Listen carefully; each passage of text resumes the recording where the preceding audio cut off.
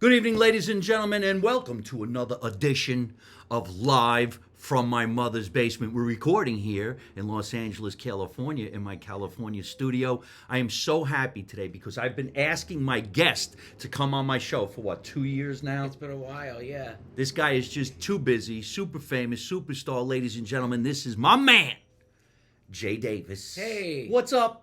Thanks for having Welcome me, to Mike. my house, you Appreciate son it. of a bitch, ladies and gentlemen. You have no idea how happy I am.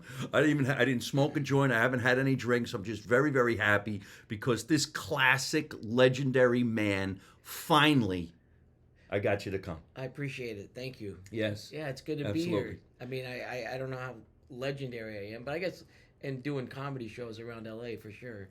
But Listen, he's being modest. I don't know why you like that. You're like the only guy I know that's extremely modest the way you are. His lifetime achievements of putting together shows in the stand-up comedy realm is out of control. From putting together shows where nobody knew anybody to putting together shows where his friends, like himself, are so famous. I want to steal his phone and say, how'd you get everybody's phone number? There's a lot of luck involved, I think. I just started doing the Dublin show, and then I thought I was just going to do like a little comedy show in an Irish pub to learn how to do comedy, maybe for some other people like me, not knowing that all the best comedians were going to come down, and then I would just host it and learn from all these guys. And they're still coming. So let's go all the way back in time a little bit. Born and raised Florida, right? Actually, born in Ohio, but I was raised in South Florida. So Fort Lauderdale and Delray Beach since I was 1 year old.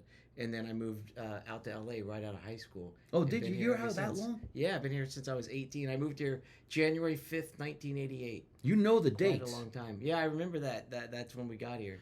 I still don't remember when I first came to California, and I think I still didn't come here yet. Mm-hmm. I'm just passing through. I've been passing through for 30 years, yeah. I'm on my way home. That's good. Yeah, it's a crazy, crazy town, but yeah, I've been here forever. I love LA, and I just love doing these comedy shows. So when you came out here back then, did you come for showbiz? It's funny because my sister wanted to be an actress. So she was like, she's 5 years older than me, actually. She finished college, I finished high school, and she got accepted to the American Academy of Dramatic Arts here. It used to be in Pasadena. And so I was going to take a year off between high school and college because I was thinking of going to the hotel and restaurant business because I worked in hotels in South Florida. And my dad goes, that's a good idea. Why don't you drive your sister to LA to her acting school? And then when I got here, the school was like famed. There was all these beautiful girls. The school started on like a Monday. We got there on a Friday. And I went into the office and said, I want to go to the school too. They go, well, the audition process is over. It was like 3 months ago. I go, so what? I'll audition for you right now. And the lady starts laughing. She goes, no, I don't think you understand. This was a long process for people. It's been over with for 3 months. I go, but aren't you the head of the school? She goes, yeah. I go, well, give me a monologue. I'll learn it, and I'll audition right now. I want to go to school Monday. She's like, that's not how it works. I go, what's the big deal? And she just started laughing. She goes, okay, take this back, come back in an hour, and I'll audition you. You serious? Yeah, so I did the audition. Let me shut this fucking phone off. All these annoying people. Yeah. Don't they know I'm with Jay Davis? The second you start something, people start texting you. Yeah. Right? When you have free time and you're like lonely and bored, no one texts you or gets a hold of you. You ever notice that? It's like I'm lonely and bored for like 3 hours, and all of a sudden I really got something to do. I'm running late. Everyone wants to blow you up at that time. Yeah. It's the weirdest thing. But anyway, so I learned this monologue with my sister. I'd never acted before because I always went to go surf after school. I never did dramatic arts and all this shit. I didn't know what happens in these acting schools, right? But I thought, this looks fun. There's pretty girls here. Why not? I'm here, right? So I convinced the lady to let me audition. I learned this monologue. I've never acted in my life. So I go into the office. It's just her. She likes me already because I've had her laughing. And then she goes, okay, go ahead. What I want you to do is, you see that chair there? There's an empty chair next to her. There's two chairs. One I'm in, the empty chair. She goes, I want you to look at that chair, and I want you to deliver the monologue as if that chair is the person you're talking to. And so I look at this chair and I go, I don't really feel comfortable acting to a chair. Like, why don't I just do it to you because you're an actual human, and I'll say it to you because then I'm talking to somebody. She goes, no, that's not acting. You need to pretend like somebody's in that chair and say it to the chair. I go, I'll try, but I think it's really weird. When you're right here, I could just pretend like you're the person because you're a real person. And she's laughing, but I'm dead serious. I'm like, this is so weird. So I start looking at this chair, and I'm thinking, because I'm ADD, this is so dumb. Like, I'm trying to, I can't even remember the monologue.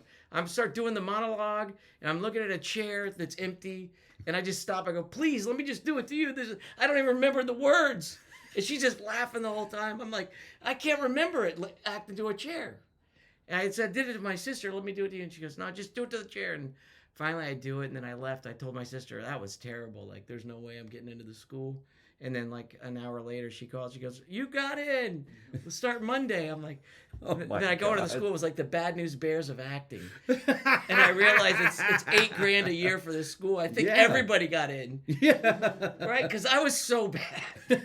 They put me in like the yellow bus school, you know. Really? Oh yeah, it was pretty funny.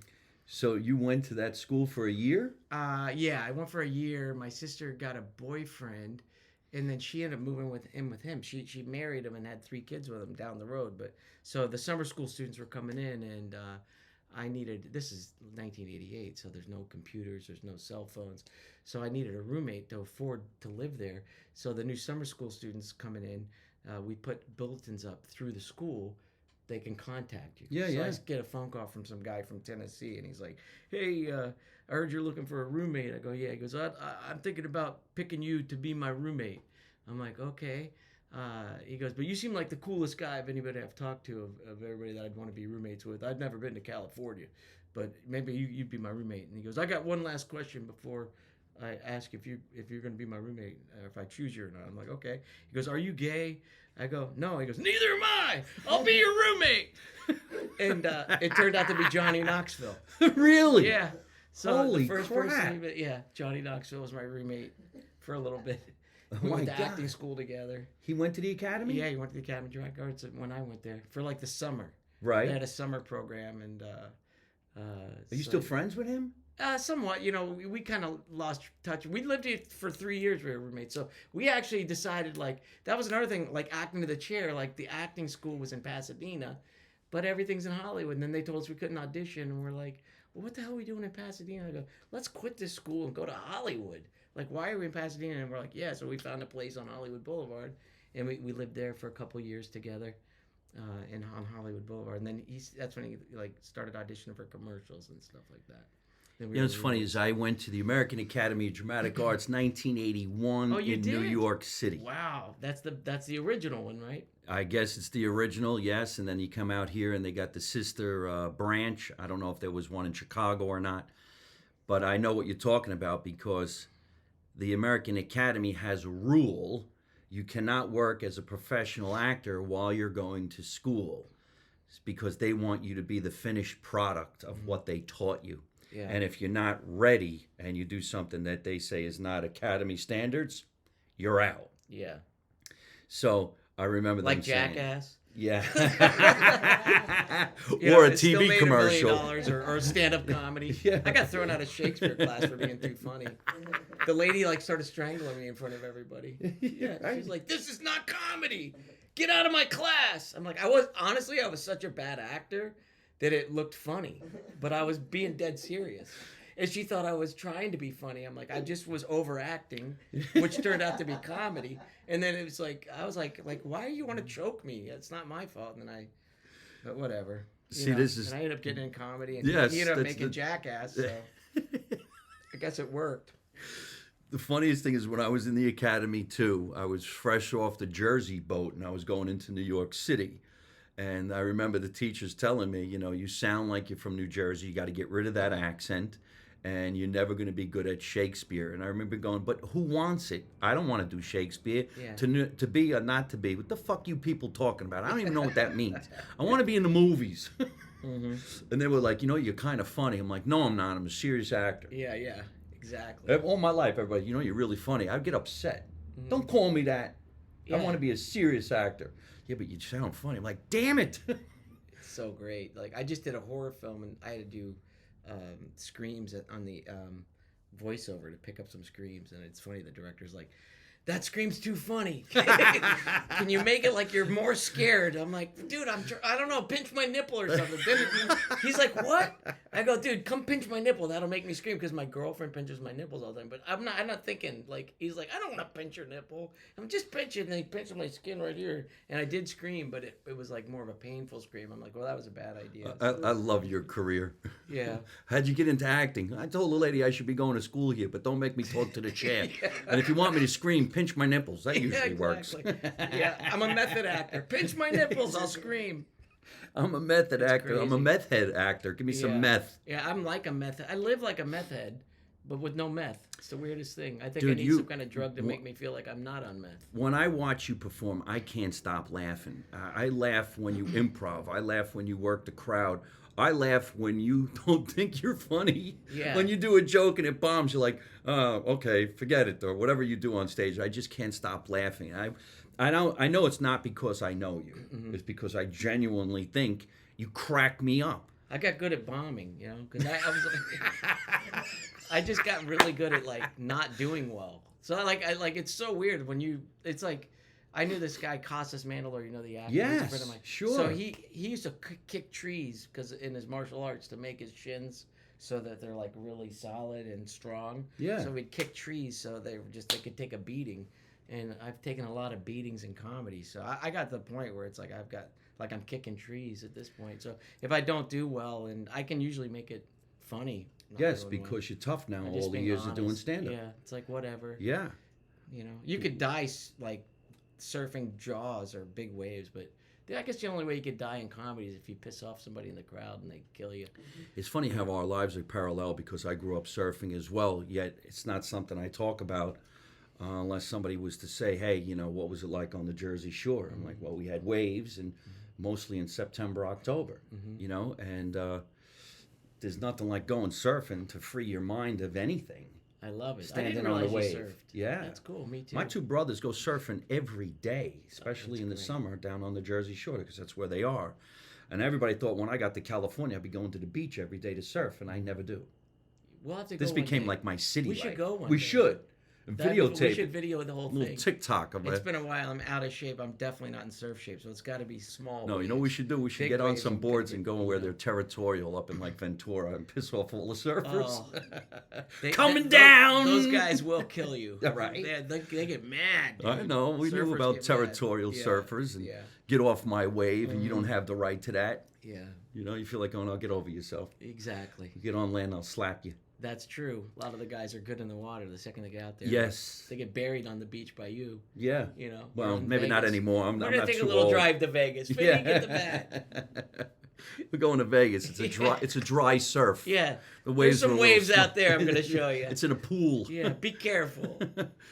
So when you were done with the academy, then you moved into Hollywood with Johnny Knoxville. Yeah, we moved in there, and then he ended up, you know, he left for a while. I moved to Burbank after that, lived there for like a while.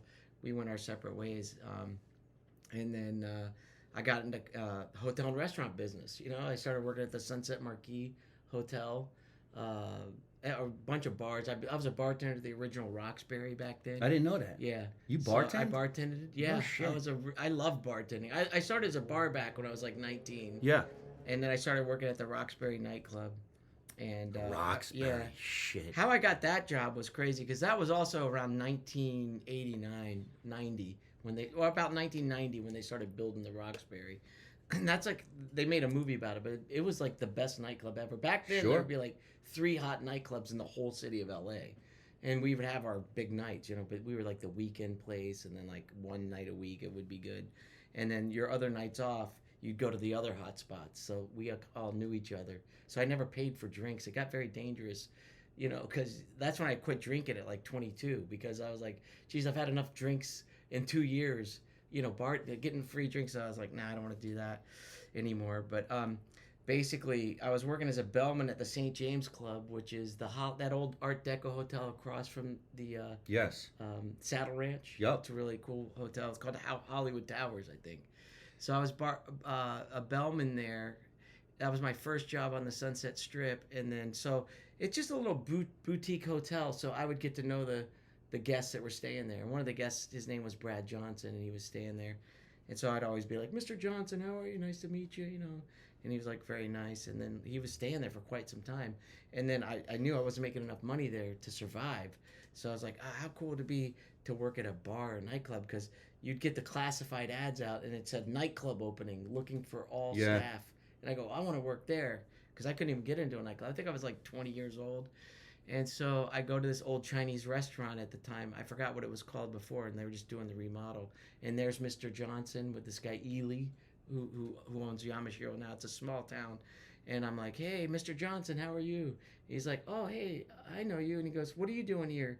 And I go, well, do you know anybody looking for a bellman job? He goes, why? He goes, because you're going to hire me today because I came to work for you, and they're going to have to replace me being a bellman across the street. And he thought it was funny. And then so the guy Ely, who barely spoke English from Lebanon back then, he's like, I like this guy. Hey, come in. I'm going to introduce you to the manager. I didn't even know he was the owner. I thought they were all construction guys, you know. These are the main owners that I just happened to run into. And so then we go in, and then this little guy was like a little like New York mafiosa type dude. I don't know if he was or not, but he was. His name was John, and he'd be like, "Hey, how you doing? Hey, yeah, how you doing? Like I'm from New York. I just moved in from New York, and I'm running this place, you know." And so he said that he's like interviewing me, and I've just got a tie on and everything. My dad said, if you want to get a job, you put a tie on. So I got like this tie. I look like I'm 15. I'm only 20 years old. I'm not even old enough to be in a bar. Like they didn't even ask me my age. Like they probably legally couldn't have hired me. And Johnny Long told me later, he was the manager, the bar manager. He's like, as I'm interviewing you, behind me is Brad Johnson and then Ely going, hire him. Like, so he's like, I had to hire you. He's like, all right, you got the job, kid. You're gonna be a bar back. Hey, you're gonna come help us build the bar, bring the ice in. Yeah, and you don't know nothing. You don't see nothing ever. Yeah, and he treated me like Spider from Goodfellas. Oh, is that right? I was like Spider. Get the ice, get it now, or we're gonna kill you.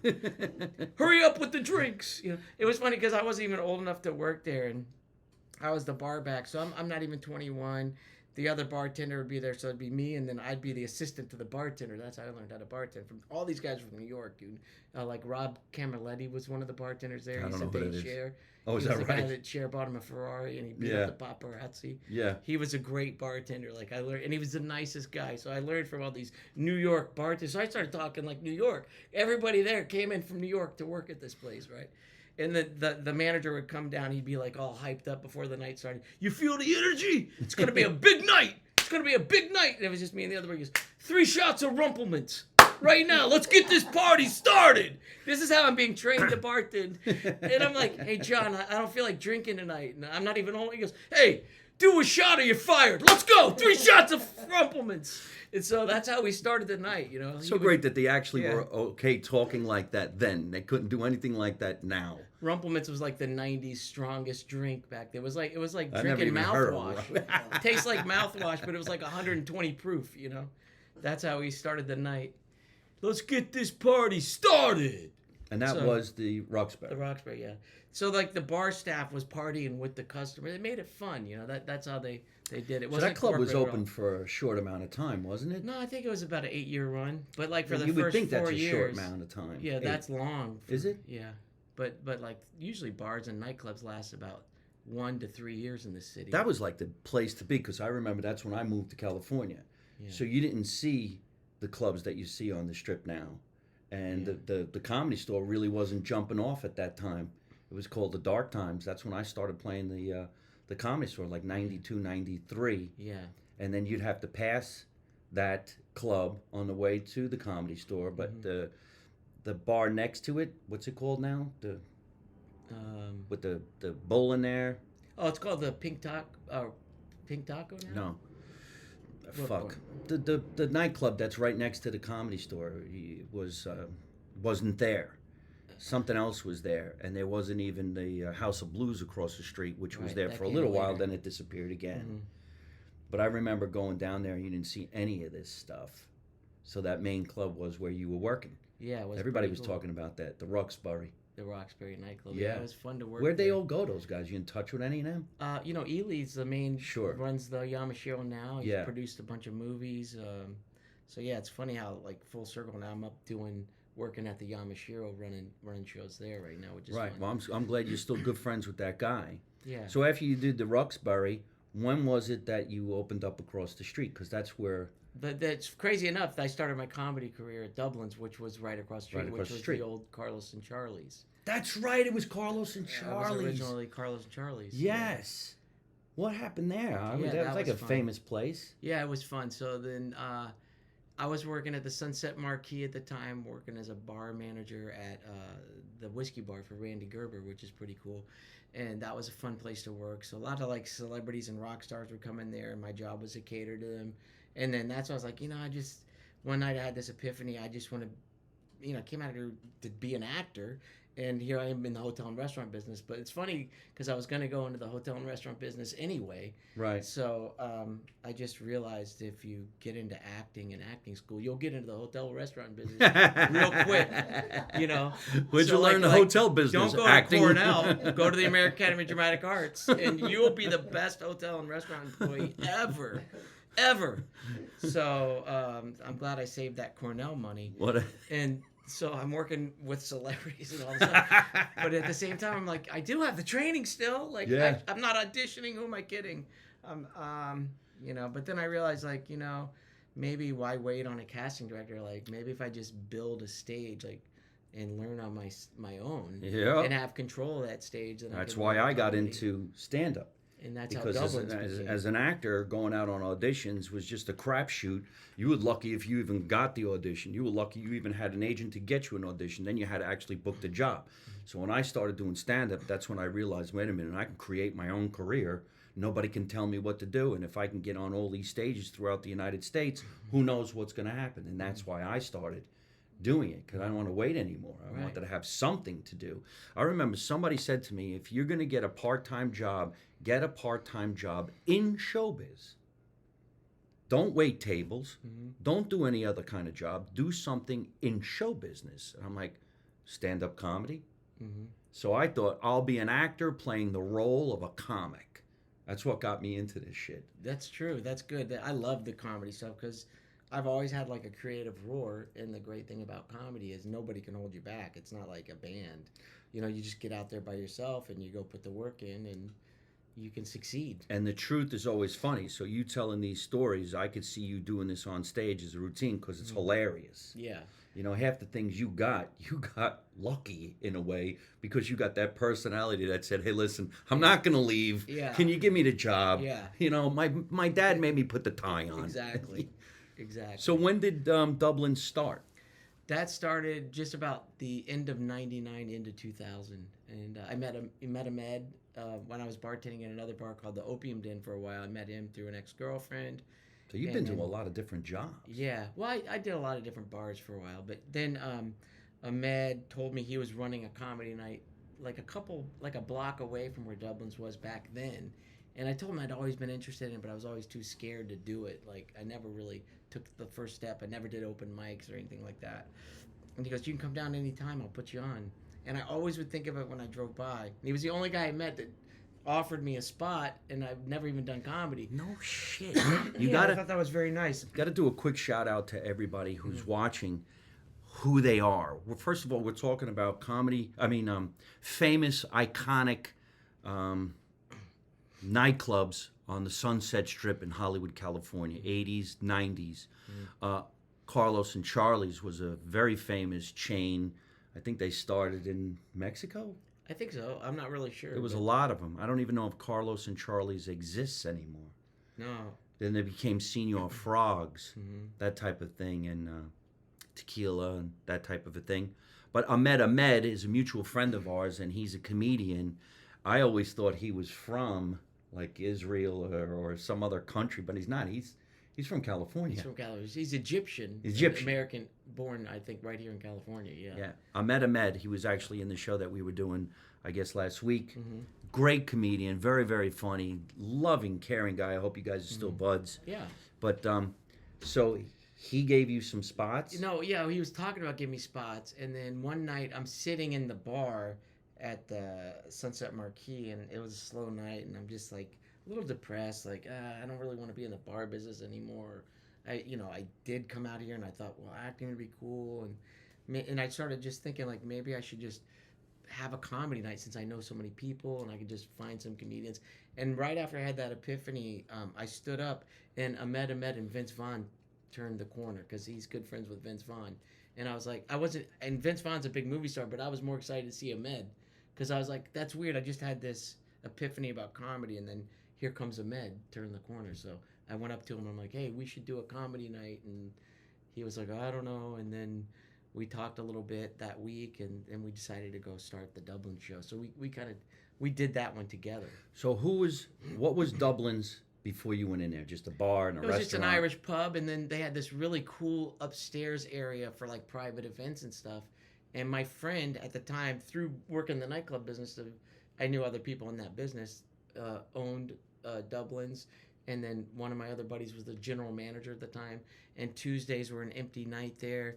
And that was also my one night off at the bar. And and he's like, yeah, there's nothing going on Tuesdays. Why don't you just start a comedy show here and promote it? And it just really took off. It just became something. We're talking about a bar, restaurant, Irish type joint in an area on the Sunset Strip, which was extremely popular. And, there was so many bars that you couldn't get in. You had to wait in line. You got to get picked. Remember the picking thing? Yeah. There was one across the street from the Comedy Store that was famous. They always let Comedy Store comedians right in, but I forgot what it was called. Something door, behind the door, brown door, or whatever. But then if you went to the left and you went down a little ways, then you would see Dublin's. And I remember going in there myself. I probably wasn't from the original guys that were going there that you started booking, but I ended up getting in there through you, maybe just a bunch of times. Well, we're talking about creating a comedy show at a bar where it's really not supposed to take place. You take big chances when you do stuff like this. But if it catches a rhythm, and there are comedians in there that do a great show, believe it or not, eventually the audience doesn't go there for anything other than the see the comedy show. A lot of people go to shows sometimes in what we call an offset show because there's good food, and then they look up and go, oh my God, there's a show in here. Mm-hmm. Not a comedy club, it's just a regular one-off. So Dublin's ended up becoming the talk of the town. So how many years did you actually do it? Let's see, we did that until about 2005. So 5 years? Yeah, about 5 years. And the only reason why we stopped is there are some issues with the city. Because you don't realize this, but you can't dance in certain bars or clubs. It's like Footloose, even in L.A. Like, you don't realize this. But if you want to have dancing, you have to have a dance permit. You have to have a permit to dance, dude. Yeah.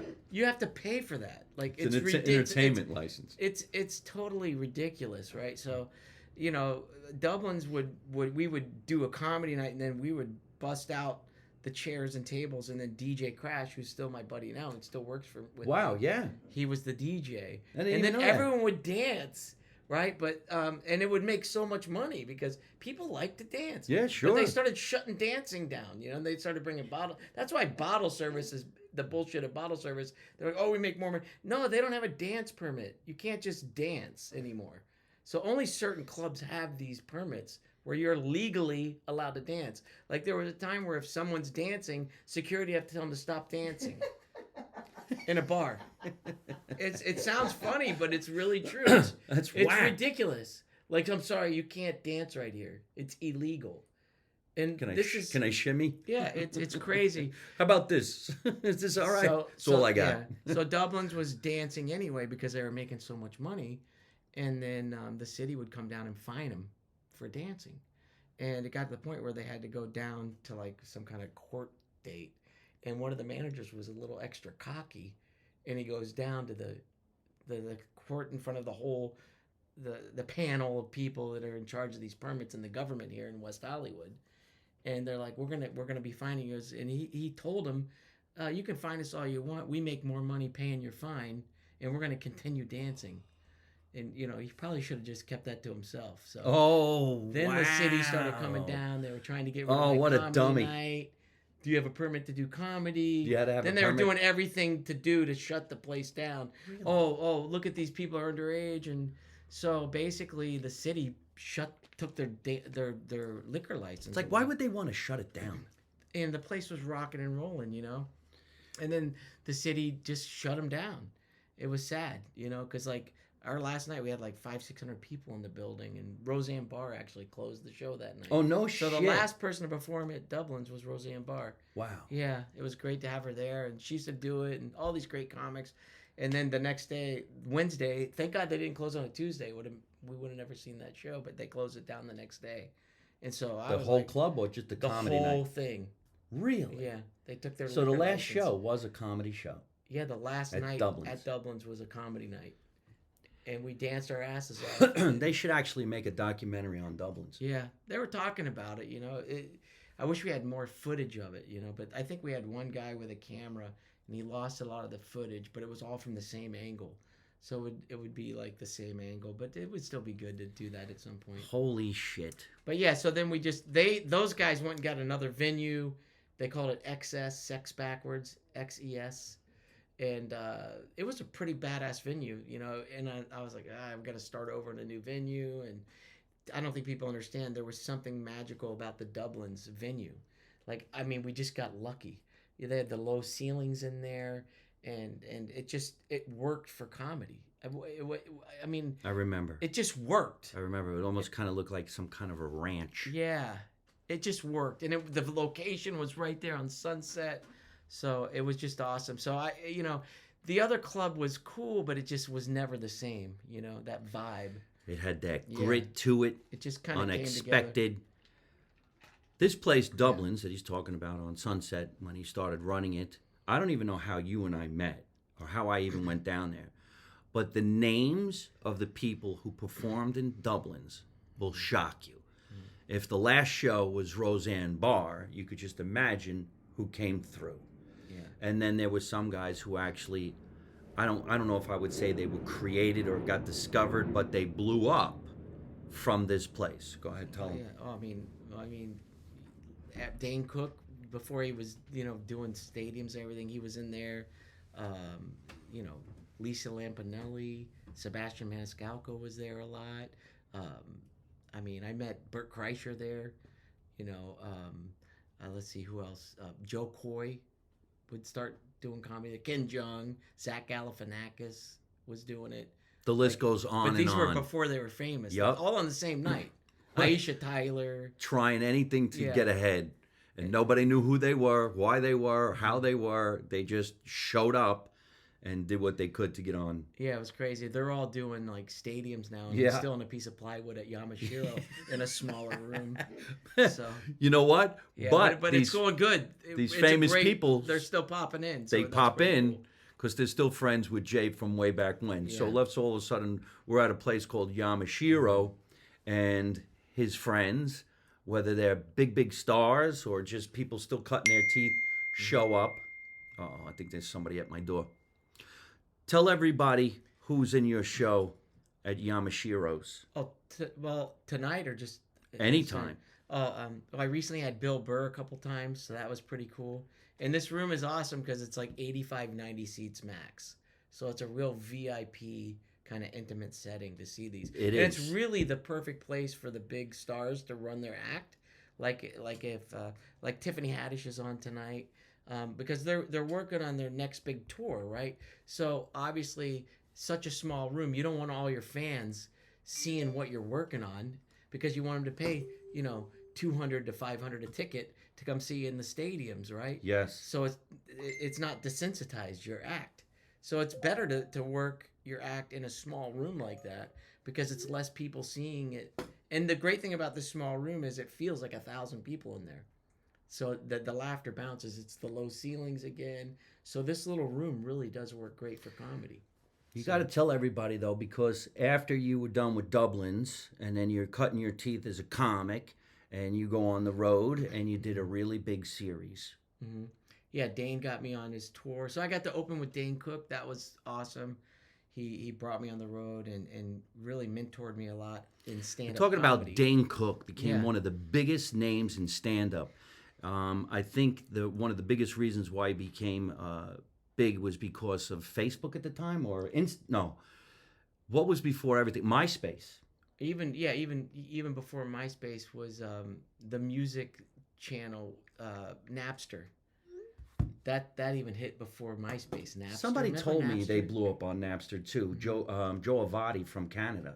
So Dane just put out some of his bits out on Napster for free, a couple quick bits, and the kids got a hold of that, and then it kind of traveled around, and then with MySpace and all that too, he was really computer savvy, Dane, and really smart on how to promote himself that way. Yeah. And he was one of the first comedians to do that. But he was also hilarious, and he put all the work in on stage to become as funny as he was. Who was one of the funniest comedians I've ever seen. I used to watch him at the Laugh Factory. I would laugh my ass off He's every night of the week. hilarious. Of course, there's like a lot you of fall out of your chair laughing. yeah. It's funny. I remember him yelling and screaming about this peanut butter joke, and he said, "Oh, who's in the kitchen? My wife." And I'm like, I couldn't stop laughing. He's hilarious, yeah. And he's a good guy. He's like a really nice guy. So, what was it like to do Tourgasm? It was great because I watched Dane go from like he brought me as his opener like during his tour getting into Tourgasm.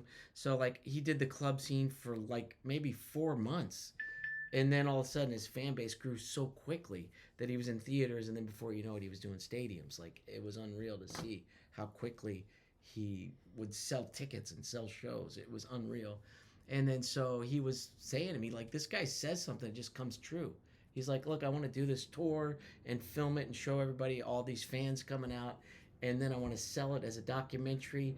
And then I want to do, like, right after my documentary, boom, my first HBO special. So. An agent. Oh, okay, good. We'll have to call you back. We're busy recording. Yeah, he's going to call right in the middle of my podcast. Who is this agent? Like, how can you call during my podcast? Because agents suck. That's so funny.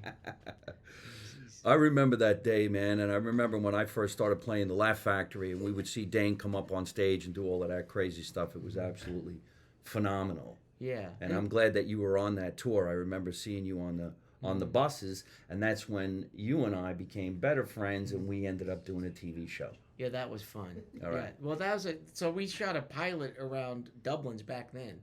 We had Oh, yeah? Bobby Lee, Dane Cook, Pablo Francisco, Lisa Lampanelli. They were all on this pilot that we shot to try to sell a reality show around the Dublin's comedy night with all these great I think Sebastian was on it. Oh, yeah? Galco, Sam Tripoli, Ahmed, obviously. Where the hell was I? I mean, like, they were just shooting a pilot, right? So listen to this. So then no one wanted to buy it because no one was famous enough. Ralphie May was on there, God bless him, his soul. But like all these great comics, and they were saying no one was famous enough for that show back then, and so no one wanted to buy it. But then the same guys that produced that, one of the guys knew you, and then the other guy knew me, and then they put us together for. Was that that how pilot. that happened? Yeah, the same guys I met through that, JT Jonathan Taylor. I Yeah. met through there, and then the other gentleman was it. Why is it slipping my name? Chris DeBeck? Chris, yeah. Chris and JT worked together, and then they brought us I together. didn't even know that. So that's how I met JT through that.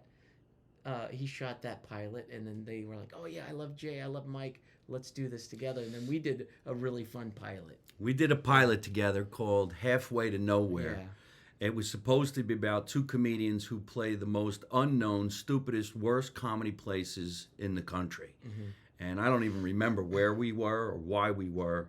All I know is they were trying to create a reality show. Yeah. And then they made us go up in a hang glider, which had nothing to do with the show. Yeah. I was petrified. Me too. I'm like, wait a minute, you're going to cut us loose and we just fly with no engine? Yeah, there was no. I don't even engine know on this him. thing. It was pretty scary. It was. And I was trying to, they were on camera the whole time, so you're trying to pretend like you're not scared. Like, I'm a tough guy. Like, we got this. We got I this. tried that. And you're like, yeah, we got this. I'm like, there's no engine. You're like, no engine. I'm like, oh man, I don't know about this. Let's. It was a great show. Like, so basically, the concept of the show was we got this really cool New York comedian, right? And they produced it up a little bit, and then so they got this New York comedian. He's coming out to this L.A. comedian, Right. Who's like the surfer dude with the long blonde hair. Him. And he's like the New York, like, yo, what's up? Get the bat. Yeah, it's when I was carrying baseball bats. Yeah, and so they don't tell. They produced it up, so like they got this like this bright green Volkswagen Bug, and it ran on corn oil. Yeah, corn oil. Right, and so the producer would come up to me and go, just tell Mike this is really your car. I'm like, what? And they go, you just pretend like this is really your car. Right. Like even when we're in between takes, don't tell them it's not your car, and then just say that you're fighting for climate change and all. Like they're making me this real LA guy. And so Mike's in the car, and so I have to like bullshit Mike, and I guess they might have been telling him to bullshit me on some things to make it real, right? I thought you were as gay as a $2 yeah. bill. Oh, they and put you flowers. You have flowers Yeah. in the car in some Yeah. kind of stupid Yeah. cup. Yeah, And they I'm like, put the flowers in. where are we going? We're Yeah. bunking together? What's with No, this dude? And so he gets in the car, and then in between takes, he's like, "Is this really your car?" And I'm like, "Yeah, dude. Where I do you want to get the save gas?" And you're like, "It really runs on corn oil." And this particular car really did run. Did it? On corn oil. I remember Like, it was a green Yeah. Volkswagen. Yeah. It was nice. Bright Looked like green. lime. lime green. Yeah, Yeah, you saw us coming a mile away. And then they thought it would be funny for us to It was funny though. It was, actually. It was funny. We should actually air that now. We can put that on TikTok. It would be great. We should actually do the show again. We should go shoot another pilot. Yeah, we should put Still Nowhere. Yeah, but we want to get a jet engine with an engine this time. I don't want to go on with no engine. But We go all the way out to God knows where. I don't was even know La where we Quinta. were. La Quinta? wait, I did was you there just last play- night. That's what I'm saying. It was? That's exactly where we were. Looked Because familiar. I saw because I watch you on Instagram. Oh, yeah? And I saw you played there like last Yeah. night, Palm Springs. So it was somewhere out there. I think it was La Quinta. All right, It well. was like a really nice resort we went to. Remember? Yes. And we stayed there. Yeah. They got us like the presidential suite with our own private jacuzzi and Oh. stuff. And so basically the trip, the whole show was going to be me and Mike on these romantic kind of getaways without being romantic. And then we have to find a place, like a little like bar or somewhere to perform and meet all the people in that area and promote the show. And it was a great concept. It's a great really. concept. And then we would because do comedy for these people. We did comedy in some bar where the people, they had no teeth. Mm-hmm. They were just sitting there wondering what the hell we were doing. But we had fun. It was a lot of fun. It was a Meeting all great these time. people in the middle of nowhere. But I do remember going in that hang glider, which they didn't tell us we were going to do. And when we got there, the guy goes, all right, you two are going to get into that capsule with that lady. We're going to take you up in the air, and then you're going to free fly.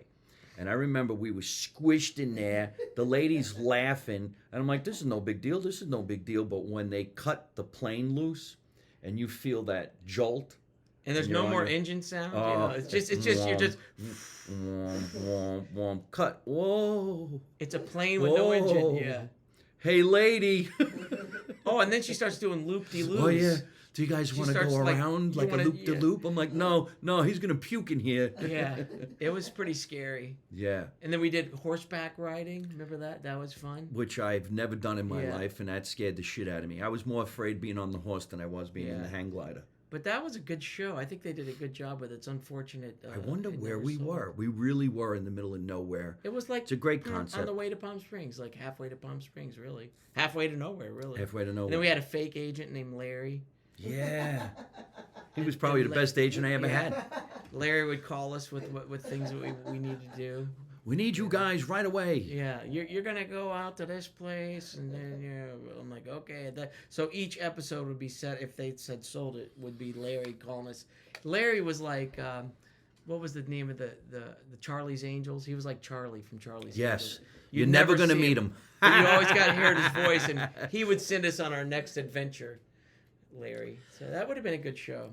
Well, as time marches on, this young man gets himself one of the biggest positions in Hollywood, I think, to be the talent coordinator of the most famous comedy club on the Sunset Strip, the Laugh Factory. How'd that even happen? Oh, so I guess what happened was I'd already, like my whole career, I started with... I'm getting texted by the studio audience. Oh, yeah. Okay. Yeah, exactly. So basically... I'll tell you what. We have some new friends that came to stop by today while we're doing this record. Could you hand me that picture? And the bat. Watch this.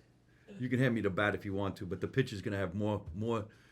Oh, yeah, that's This the is a actual picture of us on That's Halfway awesome. to I Nowhere. have that same picture. And if you look at Yeah. the car on the left, The green, it's that's the lime car. green. And it was an advertisement for that type of car. Look at So, us. Yeah, Oh that's the my whole crew, God. and that's us. What a doing good that- time. I that wonder job. where the hell we were. That's like La Quinta. Yeah, The most incredible resort in the middle of it nowhere. was nice out there. Look at these guys. Had your own private pool. It was These nice. corn diesel fuel. Yeah. That's a And good one. this was the bat I was carrying in case anybody gave us any trouble. Yeah. And I'm just glad you didn't hit the lady that It was isn't flying the nobody. plane with the bat. So you become the talent coordinator at the Laugh Factory. Yeah, but I mean, my whole career in comedy, I've been booking the shows. Like I got these great relationships, and you know, like in anything, relationships and entertainment is everything, right? So I just already knew a lot of the comics, and I thought I was really good at putting comedy shows together and lineups. You are, man. You're a genius. So like, but then I also feel like, I mean, I can be really funny. Like I'm a funny, like I'm not just like some guy who's booking a club that's not funny. Like there's You gotta nights tell where, me. He not only I is he mean- a great talent coordinator, I- he would go on stage and make you laugh your fucking ass off. And I Yeah. got to be honest with you, it's very difficult to run the room, control the show, book the show, make sure everybody's doing what they're supposed to do, promote, Yeah. and then go on stage Yeah, and be funny. and you have to open. Yeah, You're yeah. the first guy. He's the Take first guy bullet. You taking take the bullet. punches in Nobody the wants face. to do it. I just remember one time, were you doing something as a monkey and you would go, "Hoo, hoo, hoo, Yeah, hoo, yeah. hoo." And I'm like, I can't believe he's doing that. And in the beginning, when it wasn't getting many laughs, you stuck to your guns and you kept on doing it. And before you know it, everybody's just laughing their asses off Yeah. because you wouldn't stop. Yeah, I did some. What was bad- that? Dude, I used to do the worst the, joke. the monkey, right? No, I used to do a joke. It was terrible. I did a lot of terrible jokes. This one, well, I'll tell you how this joke started. When I was a kid, I had a teacher that was like an art teacher. He had one arm, and he was the funniest, nicest guy. He literally had his arm was gone. I don't know what happened, but I would like put my arm and like joke with him, be like, "Hey, Mr. Olson, how's it going?" You know, like Mr. Olson, but I could make it look like, you know, one arm, like I had one arm. And we would high five Stubbs, you know, and he thought it was funny. And Stub me. He didn't care. Like he'd be like, "Yeah, I love this kid," you know. So I thought, well, if he thinks it's funny, you know. So then I got this bit on stage where I would do a guy with no arms, you know, trying to masturbate. And then I would go, you know, like I was trying to reach it, you know, and it really did. It would shockingly. It was a terrible idea for a joke, right? Like it's pretty. But Like, that's especially where- today, I would really get in trouble. But I don't know. I keep on started thinking doing you're bringing it back. I think it's a great joke. People would start laughing, and it was crazy. And like it was my best bit at the time because it just was. I was just starting comedy. I didn't know what I was doing. I thought, well, people laughed when I was a kid doing this. Maybe I'll put it in my act. And then I just kind of like expanded to it. And of course, you know, you go from no arms and then you got to go to the masturbation stuff. Like this is stuff I don't really want to write about anymore. But I remember one night I go to do the sold out night at Dublin's, and there was going to be some agents there from some of the big agencies. And so I was like really excited. And my only bit that really got laughs is this joke. But as I'm walking in, a guy with one leg is hopping up the stairs to go into the showroom as an audience member. And I remember like, God, there goes that joke. I can't do that joke. And so my friend Rusty Dooley, you remember Rusty? Yes. Rusty was there. And Oh, what a great And Rusty's guy. like this Chicago guy, you know. And I go, dude, this sucks, bro. There's agents here tonight. My only bit that gets laughs is me doing the guy with no arms trying to masturbate. And now there's a guy in the audience with one leg. And Rusty goes, hey, man, if you're going to do a joke about someone with no arms, you should be able to do a joke in front of us. Then you should be able to do a joke with no arms in front of a room full of people with no arms. If the guy's here, whatever, just do the joke. You got to do the joke. So I go up and I do this joke, right? And it's a sold out night. Like it's a big night. And it kills. Like I'm doing like, ah. And then as I finish the joke, all of a sudden like a shadow is like hopping up next to me on the stage. The guy got offended and came around and hopped up on the stage. And he's got no crutches. He's just hopping on his one leg next to me on the stage. And it went from like this explosion of laughter to like deathly silent. Like everyone just, it sucked the soul out of the room. And then I even felt bad, but I was like, dude, what are you doing? Like, and like he tried to take the mic, and I'm not good at reading books because I've been told, you know, I have ADD. So, but I had a page. You've been told I he had has a book ADD. about doing comedy. I remember flipping through, and I'm glad I read this one page. This one page I read in this comedy book said, never give an audience member the mic. Yeah. So I'm like, wow, thank God I at least remembered that one page Yeah. of this book. And all of a sudden, he's got the mic, and he's hopping up and down, and I'm like, oh no, because I'm like, I knew you can't have the mic, so I yanked the mic out of his hand. And he couldn't do much about it, and I like, nah, the mic's mine, bro. And so it's getting a little crazy, and then all of a sudden I'm just trying to win him over, like, hey, bro, I like lean in without anybody hearing, like, what I did was funny, like whether it's wrong or not, like people were laughing. What you're doing is you're just ruining the show. Like, this is not cool. Like, come on, man. I didn't mean anything by it. It was just a joke. And then he shook my hand and hopped off. And then the place was like, this is how I'm starting the show. And I've got no more comedy. That was my last bit. And I remember just being defeated and looking out at the audience. And it was just like a funeral. And I remember looking out and it just naturally, I just said the truth, which was, wow, that was a comedy nightmare.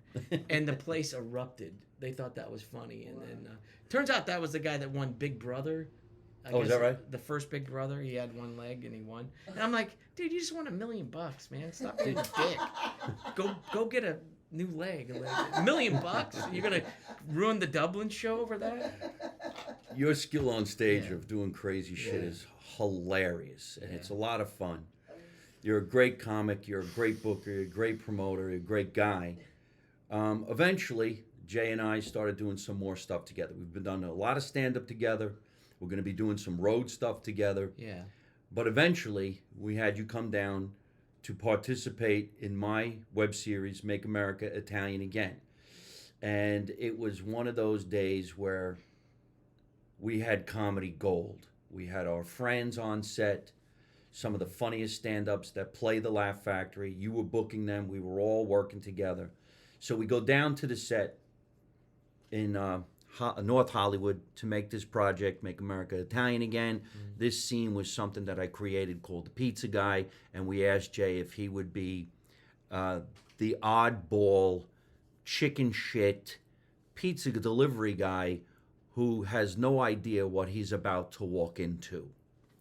Why don't you tell everybody how this all went down? Yeah, I was perfect. Can you tell us? I had braces late in life. That's too. right. He had braces. So I had braces. It was so perfect. He looked like he was 15. This old guy with braces. And I got my blonde hair and my hat there. It was just the perfect time for that character. And I was like, oh, that sounds like fun, you know. And then Mike's friends. I mean, they're all very scary looking mobster guys. Like, it was very real. And so, like, I just basically delivered the pizza, and it just felt real. So I wanted to keep it real, like a guy who didn't know what was going on and just kind of went along with it. And it was fun. We had a good time with that one. That was a fun character. I remember when we asked you to come down, and everybody participates right away. We're all good friends, good stand-up comedians, great timing. And we invite Jay to come over to this house. Now, he's going to be the star of this particular episode. We really didn't know it was going to hit this hard. We all had a really hard time not cracking up laughing, but the intent was, we're a mob family, and we're going to scare the living shit out of this guy when he gets to the door with the pizza, because I'm livid that somebody ordered pizza, because now the pizza guy knows where the secret location is. And one of the knuckleheads told him. First part of the joke is we all look at the heavy guy, and it's Angelo Sarukis, who says, what are you looking at me for? Well, because, you're the fat guy. Yeah. We figured you ordered the pizza. Then we realized it's just the silly guy, Marco Asante. But when Jay came in the door and we were filming, nobody really knew that he was going to come in looking that petrified. I couldn't tell whether you really were petrified because of the size of the guy holding you up in the air by your jacket, which was... I thought you were making a snuff film. I thought, well, I think these guys are really going to kill me. Well, everybody in the room's got suits on. Yeah. Mark has got a bat in his hand. The other guy's got a bat in his hand. And the guy who grabbed you is my friend Johnny Frieda, who Oh, was Johnny Fried, he put some power on me too. That He- was good. he must I have love you, ski- Johnny, bro. You made it real, bro. I didn't. It wasn't acting with a chair with Johnny. You know what I mean? Johnny made it feel real, and I like that. I don't like even know that. if your feet were touching the ground when he grabbed Yeah. you. Oh, I'm yeah. like, holy He shit, was dude. pushing me I'm like, through. dude, he's an actor. He's an actor. Oh, Don't I'm kill glad he did though. That's what made it feel real. So I like Yeah. that. Like he didn't have to pinch my nipple. He just really grabbed me and like I mean, this guy's really he's gonna really get the bat on me. Yeah, it was very realistic. One of the funniest things to come out of your mouth, and I had no idea this was coming, when I said to you, how did you know where we are? And you looked at me and go, the phone guy? Glenn, That's the dumbest thing I've ever heard anybody say. The phone guy. the phone guy. And I go, who is this phone guy? And you go, Takes the orders. Glenn? Glenn? Yeah, I just Glenn. His I don't know name's- where I got the name name's Glenn. Glenn. It just came out of nowhere. And everybody's improv. Yeah, it just was The funny. word Glenn alone, I'm biting my tongue not to fucking crack up laughing. By the way, you know, it's funny how that just came out of the blue. Glenn. Yes. So like imagine if they sell this, which it could still sell as a series, right? We're Like, not going anywhere. We're ready for there's season 2. We might have to cast a Glenn. A Glenn. Glenn is probably going to be a part of this. He'll be the guy it we just kill. came out of nowhere. we you kill know? we kill the It's phone kinda guy. funny. So we put Anyway, Jay that in the was fun. kitchen, and now he's going to get interrogated. And the joke is, we give him money to keep his mouth shut, that he ever knew where we were. He thinks we're tipping him. So every time we give him a couple of 20s, he goes, I'm never going to forget this. You guys are the greatest guys I've ever Yeah. met. And we go, oh, you're shaking us down, huh? Give him more money. He gives him more money. I love you guys, you motherfucker. Give him more money. it was Oh, funny. this is the greatest day. Throw him in the dollhouse, you son of a bitch. Meantime, you got the other guys in the room going, did you get pepperoni? Yeah, it's so funny. You ain't gonna waste it. It was a great So scene. That you this did. is really great, and that's what you get in some show business projects. Great chemistry, great people, everybody out for a common goal, success, and make people laugh, Yeah. which we do, and we're gonna keep on doing it.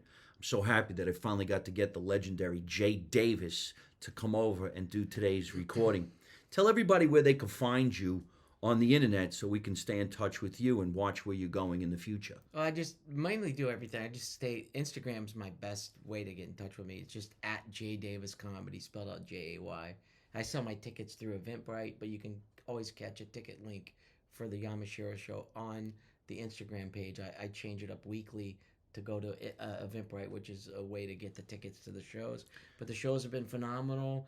Hoping maybe to do some road work with you. And We're get out going there. on the road. We're going to be making season 2, Make America Part 2, and we're going to go traveling too. We just got back from Florida. We had some great shows at the Boca Black Box.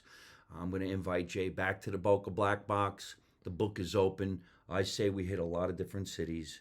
We can go to New Jersey, no big deal. We can go to Little New York, Arizona, some stuff here in California in different areas, not always just Los Angeles. Why not go back to La Quinta? Yeah, we can just put our own show there. We should get the guys back together, the whole crew, and do it again. We're going to get the boys back together, and Yeah. we're going to get the crew back together on the road. But for right now, if you guys are watching this show, make sure, if you're free on a Tuesday night at 8 o'clock, Yeah, 8 o'clock. And you we can go go up about to 10:30. Yamashiro's, which is a very famous restaurant, all the way on the top of the cliff. I believe that's Beverly Hills, right? It's a Hollywood Hills. Right Hollywood on top of the Hills. Hollywood Hills, right above the Magic Castle, looking over. The views are incredible too. It's It's the a most great incredible place. view. The food is fantastic. And of Mm-hmm. course, if you go there on a Tuesday, you're going to get a great show. You never know what celebrity is going to show up at Jay's show. He usually tells you anyway. Tiffany Haddish is going to be playing there. Bill Burr plays there. I was there last week, and while we were there, one of my favorite entertainers / actor was there, Jeremy Piven, which is always fun to watch him perform. He's a very nice guy. Excellent. He does a great job. So, and onward and onward. So we're going to get going. I thank you so much. You Appreciate you having fucking me. legend from coming I over love our you, house. buddy. We're going to go Appreciate surfing. We're gonna go surf. We'll film it. We're going to film surfing. Yeah. We're probably going to get our asses What we kicked should by do is get a show in Hawaii together and then go Yeah, surf right. there. Let's do it the right way. Yeah, why? Let's do a show in Hawaii. Let's go surf some Yeah. 30-footers. It'll be the Yeah. last show we ever do, but Yeah, we try. It'll be fun. All right? I'm Mike Marino. Thank you, everybody, for watching live from my mother's basement. Remember, let's make America Italian again. The motto is you don't know nothing, you don't see nothing, you don't say nothing. And how do I end every single one of my podcasts by saying the same thing with my guest? Don't take no shit from nobody. You ready? Don't take no shit. No, we got to do it together. All right. Ready? Don't take no shit from nobody. He got real serious. That's his acting training from the academy. I can't see without my glasses. I can't even see the stop button. We're going to edit. No, we'll keep it. All right. Bye, everybody. Hey, folks, I hope you're enjoying watching my podcast live from my mother's basement. We're having a lot of fun, and I'm going to have a lot of great guests on the show in the future. So if you like it, hit like. You could also leave a comment. You could subscribe to my YouTube channel and watch other funny videos. And you could also listen to my podcast on your favorite podcast app like Spotify and iTunes.